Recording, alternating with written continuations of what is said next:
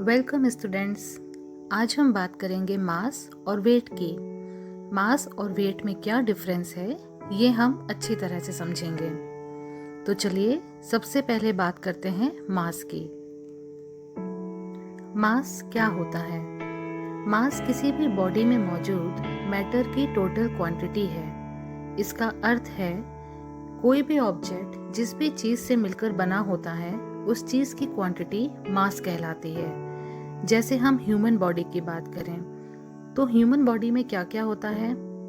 Human body में muscles, bones, blood, hair, organs, ये सब चीज़ें मिलकर बॉडी का मास बनाती हैं। अब आप एक रबर बॉल देख लें, ये किससे बनी है? ये रबर से बनी होती है। तो रबर की क्वांटिटी जो बॉल बनाने में लगी है उसका मास है। तो मास किसी भी बॉडी में मौजूद मैटर की टोटल क्वांटिटी होता है। मास एक स्केलर क्वांटिटी है।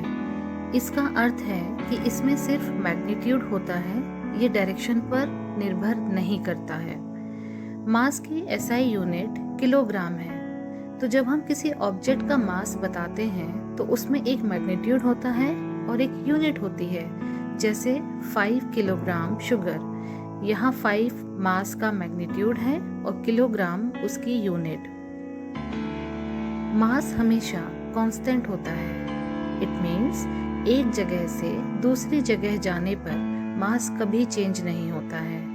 अगर आपका बॉडी मास 60 kg है तो ये अर्थ के साथ साथ मून और जुपिटर पर भी 60 kg ही होगा।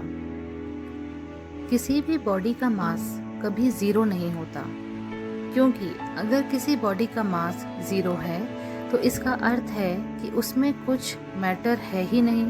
तो इसका अर्थ तो ये हो गया कि वो बॉडी एग्जिस्ट ही नहीं करती है, क्योंकि उसमें कुछ ना कुछ तो कंपोनेंट होना चाहिए, भले ही वो माइक्रोस्कोपिक क्यों ना हो। और अगर वो कंपोनेंट हैं तो कुछ तो मास होगा ही। इसलिए हम ये कह सकते हैं कि बॉडी का मास कभी भी ज़ीरो नहीं होता है। तो चलिए अब हम समझेंगे कि वेट क्या है। किसी बॉडी का वेट वह फोर्स या बल है जिसकी वजह से वो बॉडी अर्थ के सेंटर की तरफ अट्रैक्ट होती है। सिंपल भाषा में हम कह सकते हैं कि यह वह फोर्स है जो अर्थ किसी बॉडी पर लगाती है। अब हम समझेंगे कि यह फोर्स कितना होता है। यह फोर्स किसी बॉडी के मास और एक्सेलरेशन के प्रोडक्ट के बराबर होता है।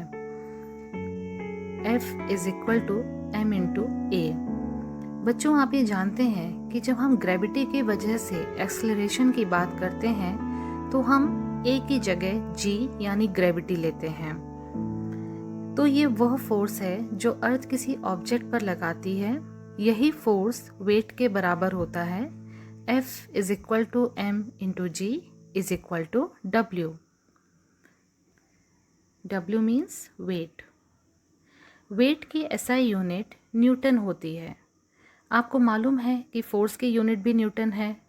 तो जब वेट भी एक तरह से फोर्स ही है तो इसकी यूनिट भी न्यूटन ही होगी। वेट एक वेक्टर क्वांटिटी है। इसका अर्थ है कि वेट डायरेक्शन पर डिपेंड करता है। जब आप किसी बॉल को ऊपर की तरफ उछालते हैं तो अर्थ उसको नीचे की तरफ खींचती है।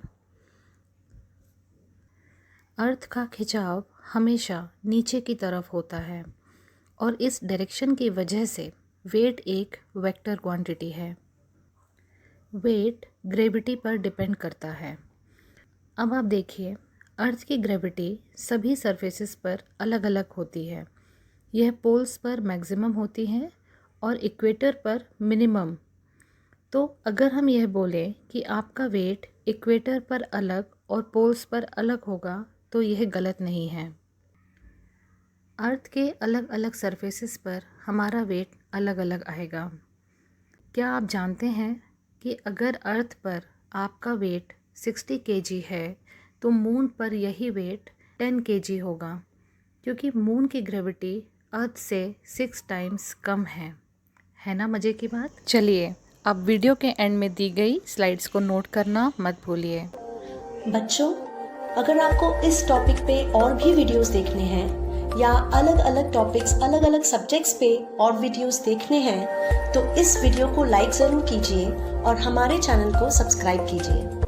Thank you.